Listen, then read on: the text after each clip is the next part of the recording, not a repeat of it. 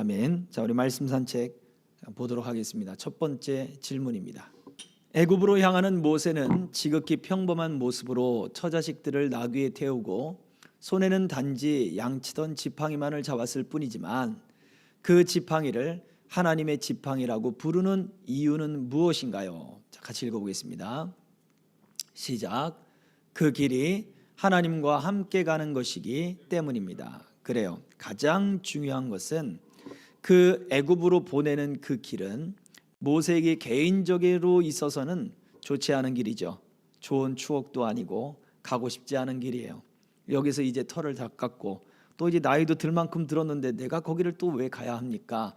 라는 길일 수도 있습니다. 그러나 하나님이 원하시는 길이었잖아요. 그러니 그 길을 가는 거예요.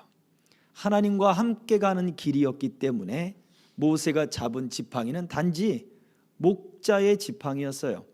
초라한 그리고 아주 지극히 평범한 목자의 지팡이, 다른 목자들도 다 가지고 있는 그 지팡이. 그런데 바로 하나님이 함께 가는 그 길이었기 때문에 지극히 평범한 것이라 할지라도 지극히 평범한 그 지팡이라 할지라도 하나님의 지팡이가 되었더라. 바로 그것입니다. 저와 여러분들이 하나님과 함께 한다면 지극히 평범한 우리의 길이라 할지라도 하나님의 지팡이를 잡고 가는 믿음의 길이 될 줄 믿습니다. 아멘. 두 번째입니다. 말씀에 순종하여 지팡이를 던지고 또 뱀의 꼬리를 잡은 것이 주는 의미가 무엇일까요? 하나님이 모세를 불러서는 내 손에 든 것이 무엇이냐? 그것을 던져라. 또 그것을 던졌더니 뱀이 되었고 너 뱀의 꼬리를 잡아라 하고 꼬리를 잡았더니 지팡이가 되었습니다. 자, 이것의 의미가 무엇일까요? 같이 읽어보겠습니다. 시작. 말씀을 의지하고 신뢰하는 삶은 두려움과 불가능의 일이라고 할지라도 믿음으로 도전하는 것을 보여줍니다. 그래요. 지팡이를 던져라 또 뱀의 꼬리를 잡으라 라고 하는 것은 결국 하나님의 명령, 하나님의 말씀에 따라 행동하는 것이었잖아요. 하나님과 함께 가는 길이란 결국 나는 하나님을 믿어. 나는 하나님을 믿어. 하나님이 계시다는 것을 나는 믿어. 라고 하면서 말씀과 전혀 동떨어진 삶을 산다면 그것은 하나님과 함께하는 삶이 결코 아니라는 거예요. 우리가 전도하면서 만나는 사람들, 오늘도 그 전도하면서 만난 그 어린 아이들이 그래요. 저는 신을 믿어요. 그 아이는 그 다문화 가정의 아이였어요. 저는 신을 믿어요. 아마 표현을 그렇게 했던 것 같아요. 그리고 나서는 자기가 말실수를 했나 생각을 했든지 저 교회 다녀요. 그래요. 교회 다니는 것과 우리가 신을 믿는 것, 또 예수 그리스도를 내 구주로 믿는 것, 이것의 차이점들이 사실은 있어요. 그런데 우리는 이것을 다 한꺼번에 이야기를 해서 나는 예수 그리스도를 믿습니다 라고 하는 것을 나는 교회 다닙니다 라고 표현할 수도 있겠죠. 또 그 아이의 말처럼 어린아이니까 나는 신을 믿습니다 라고 하는 그러한 표현이 될 수도 있었겠지요. 그래요. 정말 하나님을 믿는다, 우리 주 예수 그리스도를 믿는다, 우리 주님을 믿는 그런 신앙의 삶을 살고 있다 라고 한다면, 그렇다면 말씀을 순종하는 삶을 당연히 살아야 된다는 거예요. 말씀을 가지고 너 지금 잡고 있는 게 뭐냐? 그걸 던져라. 목자의 지팡이입니다. 너 이제 그거 던져라. 40년 동안 잡고 있던 목자의 지팡이입니다. 너 던져라. 안 됩니다. 이 광야에서 뱀도 만날 수 있고 맹수도 만날 수 있고 이 지팡이가 있지 않으면 저 맹수들과 싸울 수 없고 뱀들과 싸울 수가 없습니다. 아니다. 너 지팡이를 던져라. 하나님의 말씀은 40년 광야 생활을 거기에서 얻은 그 지팡이를 던지라는 거예요. 우리가 인생을 살면서 이것 하나 남았습니다 하는 게 그 어떻게 보면 모세의 지팡이 아니겠습니까? 40년 광야 생활에 이거 하나 지팡이 하나 지금 내가 겨우 잡고 있습니다. 지금 80세가 돼서 지금 겨우 지팡이 하나 의지해서 내가 지금 다니고 있습니다. 그럴 수도 있잖아요. 우리가 이제 겨우 내가 그렇게 노력하고 그렇게 힘쓰고 애써서 겨우 지팡이 하나 지금 내가 잡았는데 이걸 던지라고요. 이걸 버리라고요. 이걸 포기하라고요. 말씀이 그걸 던지라. 네 자존심이냐? 던져라. 네 미래에 대한 걱정이냐? 던져라. 자녀에 대한 근심이냐? 던져라. 앞길에 대한 근심이냐? 던져라. 말씀은 던지라 그래. 그리고는 더 나아가서 좋습니다, 던졌습니다 했더니 뱀이 되어버리는 거예요. 놀래갖고 뒤로 자빠지는데 너 뱀의 꼬리를 잡아라. 아니 하나님, 뱀의 머리를 잡아야지 어찌 꼬리를 잡으라고 하십니까? 우리가 생각할 때 이해할 수 없는 일들이, 우리가 생각할 때 우리가 상상조차 하지 못할 그 비합리적이고 비이성적인 그 일들을 하라고 하는 거예요. 그런데 말씀에 의지하여 뱀의 꼬리를 잡았더니 그게 지팡이가 됐는데 이제는 목자의 지팡이라 불리지 않고 하나님의 지팡이라 불리게 되죠. 이유는 믿음으로, 바로 하나님과 동행하는 삶은 말씀을 의지해서 믿음으로 도전하는 삶이기 때문에 그래요. 그래서 저와 여러분들이 하나님과 함께한다라고 한다면 말씀을 의지해서 믿음으로 도전하는 삶이 필요하다. 자, 세 번째입니다. 애굽의 바로는 지팡이의 기적들을 보았음에도 마음이 더 완고해졌습니다. 그 이유가 무엇인가요? 자, 성경이 있을 겁니다. 같이 성경 없나요? 예, 같이 읽어보겠습니다. 시작. 교만한 마음은 이적을 보고도 완악한 마음을 가지게 할 뿐입니다. 무슨 얘기냐? 바로의 앞에 가서 네가 이것을 지팡이를 던져라. 이건 하나님이 말씀하신 거예요. 그런데 그의 마음이 완고해질 것이다.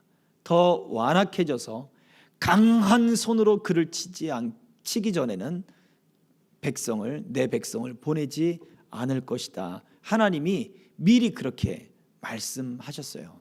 실제적으로 이미 앞서 말씀드린 대로 바로는 애굽의 술사들도 똑같은 일을 하는 거 보고 이게 겨우 하나님의 기적이야?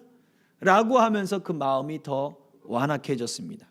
그리고는 모세가 하나님의 명령으로 말한 모든 것들을 다 무시하기 시작하죠. 그 이유는 바로 애굽의 그 왕의 마음이 교만해져 있기 때문에 그렇습니다. 교만한 마음이라고 하는 것은 하나님의 이적, 말씀을 확실히 하고 하나님의 말씀대로 동행하는 삶, 말씀을 지키며 살아가는 삶 속에 나타나는 그 이적을 보고도 이런 마음을 갖게 하고 의심을 갖게 하고 싫어요, 아니에요, 완악한 마음을 갖게 하는 거예요. 의도적으로 거절하는 그런 마음을 가지게 하는 거죠. 이것은 바로 넓은 의미에서 교만한 마음이다 라는 거예요. 애굽의 바로는 신입니다. 자기를 신으로 하고 있죠. 그만큼 사람들, 평범한 사람들, 그 사람들보다 더 뛰어난 존재로 그렇게 사람들 앞에 자신을 나타내고 행사를 했단 말입니다. 그것처럼 우리가 하나님의 위치에 올라가서 하나님의 말씀을 거절하고 거부하고 또 하나님의 말씀을 의심하는 그 모든 행위들 또한 우리도 그것이 교만한 마음이다 라는 것을 알 수가 있는데요. 그것이 바로 다음에 문제를 통해서 살펴보도록 하겠습니다. 모세는 의도성을 가지고 하나님의 보내심을 거절했습니다. 결정적인 이유가 무엇일까요? 자, 같이 읽어볼게요. 출애굽기 3장 11절 시작. 모세가 하나님께 아뢰되 내가 누구이기에 바로에게 가며 이스라엘 자손을 애굽에서 인도하여 내리이까. 모세는 말했어요.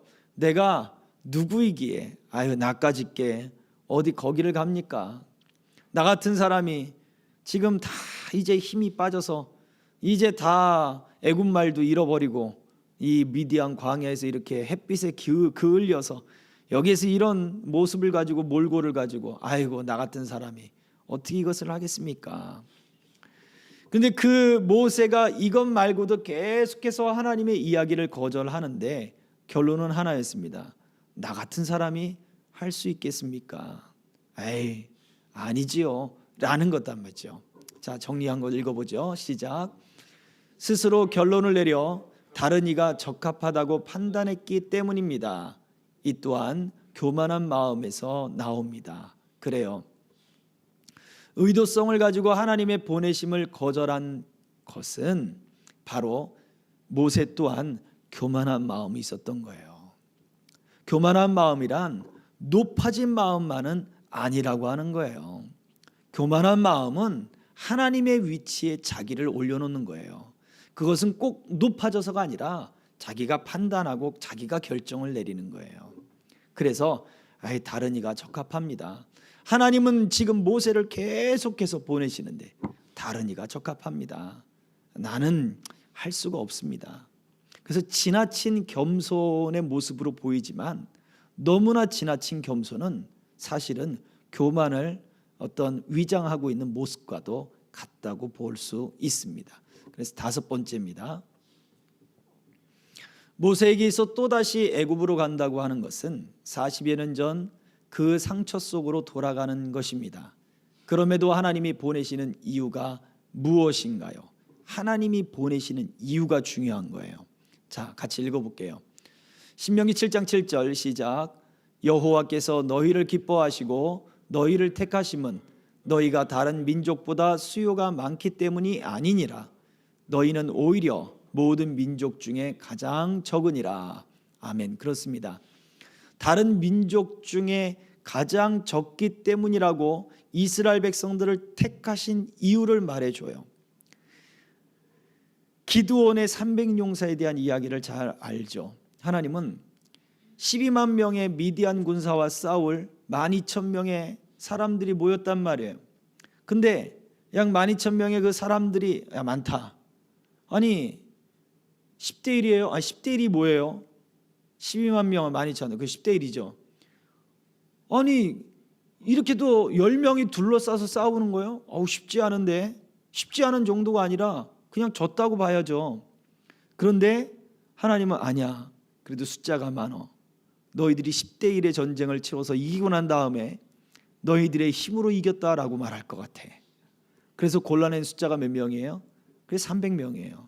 물가로 데려가서 물을 먹는 사람들을 보니 소수의 사람들만 다른 방식으로 물을 먹고 있더라 이거죠. 그래서 그 사람들을 뽑은 거예요. 물 먹는 방식이 중요한 게 아니라 그 소수의 사람들이었기 때문에 그런 거예요. 하나님이 그래서 가장 적은 숫자를 뽑아서 300명이라고 하는 사람들을 통해 하나님의 구원과 기적을 나타내 보이셨어요.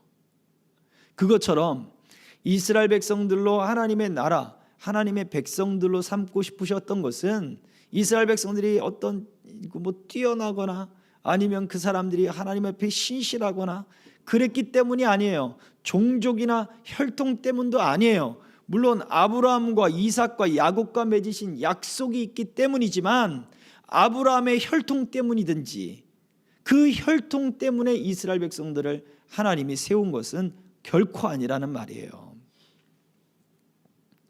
그래서 마찬가지로 모세도 40년의 그 애굽의 바로의 밑에서 왕궁에서의 생활을 그 힘 있을 때 그를 부르신 것이 아니라 애굽의 모든 물이 다 빠지고 이제는 나이가 들고 힘도 약해지고 이제 그는 가난한 지극히 평범한 그 광야의 목자, 나는 내 인생은 이 목자로서 끝이다라고 생각되어지는 바로 그때 하나님은 바로 그를 불렀습니다. 자, 정리한 것을 읽어볼게요. 시작. 하나님이 그를 택하신 것이요 그를 부르신 것이요 그의 자금을 사용하기 위한 것입니다. 아멘. 발음이 자금, 돈으로 읽혀지나요? 저금, 작다. 모세가 작아졌다. 모세가 낮아졌다. 하나님이 그를 부르신 거예요. 하나님이 그를 택하신 거예요. 지나가다가 하나님이 모세가 지나가니까 어떤 지나가다가 내 앞에 한 사람만 걸려라 그것이 아니었죠. 하나님은 이미 그 모세를 택하신 거예요. 그리고 그 모세를 선택해서 그를 통해서 하나님이 일하시기 위해서 모세의 태어남부터 하나님이 그를 착 지켜보고 계셨단 말이에요. 자, 그렇다면 문제를 다시 한번 보죠. 그럼에도 하나님이 모세를 보내신 이유가 무엇인가? 하나님이 모세를 택하신 것이기 때문이다. 하나님이 모세를 부르신 것이다. 하나님이 작아진 모세를 사용하신 것이다. 모세가 작아졌기 때문이다. 그렇습니다. 오늘 저와 여러분들이 적다, 작다, 없다, 또 초라하다, 오히려 그것이 하나님이 부르시고 하나님이 택하시고 하나님이 사용하실 도구가 될 수 있다. 이 사실을 기억하고 더 소망을 가지시길 바랍니다. 자, 마지막입니다. 모세가 애굽으로 떠나는 것은 하나님을 인정하는 것입니다. 하나님을 인정한다는 것이 주는 의미는 무엇인가요? 하나님을 인정한다는 것이 주는 의미. 자, 성경을 볼게요. 잠언서 3장 6절 시작. 너는 범사의 그를 인정하라. 그리하면 네 길을 지도하시리라. 아멘. 그를 인정하라. 인정하다라고 하는 말이 알다, 히브리어로 야다라고 하는 어근에서 나온 말이에요. 그래서 이 야다라고 하는 말은 경험에서 아는 거예요. 그리고 그냥 아는 것도 아니고 나 저 사람 알아. 근데 그 사람에 가서 물어봤어요. 당신 저 사람 알아요? 몰라. 나는 그 사람을 경험했지만 그 사람은 나를 경험하지 못할 수도 있잖아요. 근데 알다, 야다라고 하는 그 말은 둘이 그 상호 간에 굉장한 깊이가 있고 굉장한 신뢰가 있고 그리고 굉장한 연합이 있는 그러한 알물 이야기예요. 부부가 아니면 알 수 없는 그러한 비밀 같은 것들, 그것을 아는 것이 바로 그 야다라고 하는 그 단어의 뜻 안에 들어 있습니다. 그래서 우리가 하나님을 아는 것, 오늘 욥기서 42장 5절의 말씀처럼 귀로만 들어서 알았던 하나님이 아니라 경험하고 체험하고 그리고 깨닫게 되는 그 하나님. 제가 우리 교회에서 지금 2년 반 지금 이곳에서 예배를 드리면서 지나온 시간들을 이렇게 생각을 해보니까 어떤 생각이 드냐면, 다음에 또 얘기를 하겠지만요, 지나온 시간들이 로뎀나무 아래 누워있던 엘리야의 모습과 같구나 라는 생각을 해봤습니다. 내가 엘리야의 어떤 그런 능력을 닮은 이 엘리야 그런 목사 이런 게 그런 어떤 능력의 종 이런 얘기가 아니라, 엘리야가 상처를 받고 그리고 그 떠나고 하는 그러한 과정 중에 겨우 로뎀나무 나무의 그늘에 얼굴을 누이고 그 나무 그늘 밑에 누우면서 하나님 이제 족합니다. 여기서 내 영혼을 거두어 가소서라고 하는 그런 어떤 좌절과 어떤 그 낙심 가운데 있었을 때 하나님은 그를 먹이시고 또 그에게 힘을 내게 하시고 그에게 다시 사명을 찾을 수 있도록 그를 붙잡아 주셨잖아요. 그 모습과도 같이 이곳에서 있던 그 시간들이 하나님이 그렇게 하시고 계셨구나 라는 생각을 하게 만드는 그러한 일들이 너무나 많았던 거예요. 그렇습니다. 우리가 하나님을 알아가는 것은 모세가 미디안 40년 동안에 그의 광야의 생활을 통해서 가시떨기 나무에 왜 불이 꺼지지 않지? 항상 보고 항상 보았던 그 일들의 물음표를 던지고 하면서 그것을 통해 통찰을 하게 되고, 그리고 하나님의 말씀에 순종하게 됨으로써 하나님을 발견하게 되는 거죠. 하나님을 더 알아가게 되는 거죠. 그리고 더 힘있게 하나님께 순종하게 되는 모습을 보이게 되더라라는 것입니다. 중요한 것은 애굽으로 떠나는 모세의 손에 하나님의 지팡이가 들렸다는 것은 모세가 하나님을 인정하고 하나님의 말씀에 순종하며 나가는 거예요. 내 백성 이스라엘을 데리고 나오라라고 하는 그 말씀을 순종해서 나아가는 거예요. 그것은 결국 모세가 그만큼 그의 순종을 통해 그리고 그 미디안 광야의 삶의 통찰을 통해 하나님을 발견했다, 하나님을 더 깊이 알았다라는 것을 우리가 찾아볼 수 있다라는 것입니다. 자, 그래서 마지막 우리 정리해서 읽어보도록 하겠습니다. 시작. 이론적 지식이 아니라 체험적인 지식입니다. 모세는 광야 40년 끝자락에 순종과 통찰 속에서 발견하였습니다. 무엇을요? 하나님 아는 것을요. 그래서 저와 여러분들도 순종과 통찰을 통해 더 하나님 아는 것들을 발견할 수 있기를 주의 이름으로 축복합니다. 그래서 귀로만 들었던 하나님이 아니라 우리 가운데 보여주신, 우리 삶을 인도하신 그 하나님을 우리가 온전히 붙잡고 믿음으로 우리도 하나님의 지팡이를 손에 잡고 하나님 말씀대로 순종하며 나아가는 우리 모두가 되기를 주의 이름으로 축복합니다. 아멘. 우리가 겸손하다 생각했지만 우리 안에 숨어있는 교만이 하나님이 우리에게 말씀하시는 길들을 거절하였고, 자격이 없다 주님 스스로 판단하고 스스로 결정을 내려 하나님의 뜻을 꺾으려 하였습니다. 주님 뜻대로 살겠다, 말씀대로 살겠다, 주님 부르시는 곳으로, 주님 인도하시는 대로 살겠다 주님 고백했지만 주 말씀대로 살지 못했던 우리의 죄악들을 용서하여 주시고, 오직 그 말씀대로 순종하며 우리가 이제는 하나님을 경험하며 우리 손에 하나님의 지팡이를 잡고 주여 오직 주와 함께 동행하는 그 믿음의 삶을 온전히 살게 하여 주옵소서. 우리 성도들과 믿음의 동행자들, 모든 하나님 그 함께하는 가족들과 모든 아버지 하나님 영혼들 속에 이 믿음의 삶이 더욱더 충만하게 강하게 하나님 붙잡게 하여 주옵소서. 예수 그리스도의 이름으로 기도하옵나이다. 아멘. 그러므로 너희는 이렇게 기도하라. 하늘에 계신 우리 아버지여, 이름이 거룩히 여김을 받으시오며 나라의 임하옵시며 뜻이 하늘에서 이룬 것 같이 땅에서도 이루어지이다. 오늘날 우리에게 일용할 양식을 주옵시고 우리가 우리에게 죄 지은 자를 사하여 준 것 같이 우리 죄를 사하여 주옵시고 우리를 시험에 들게 하지 마옵시고 다만 악에서 구하옵소서. 대개 나라와 권세와 영광이 아버지께 영원히 있사옵나이다. 아멘.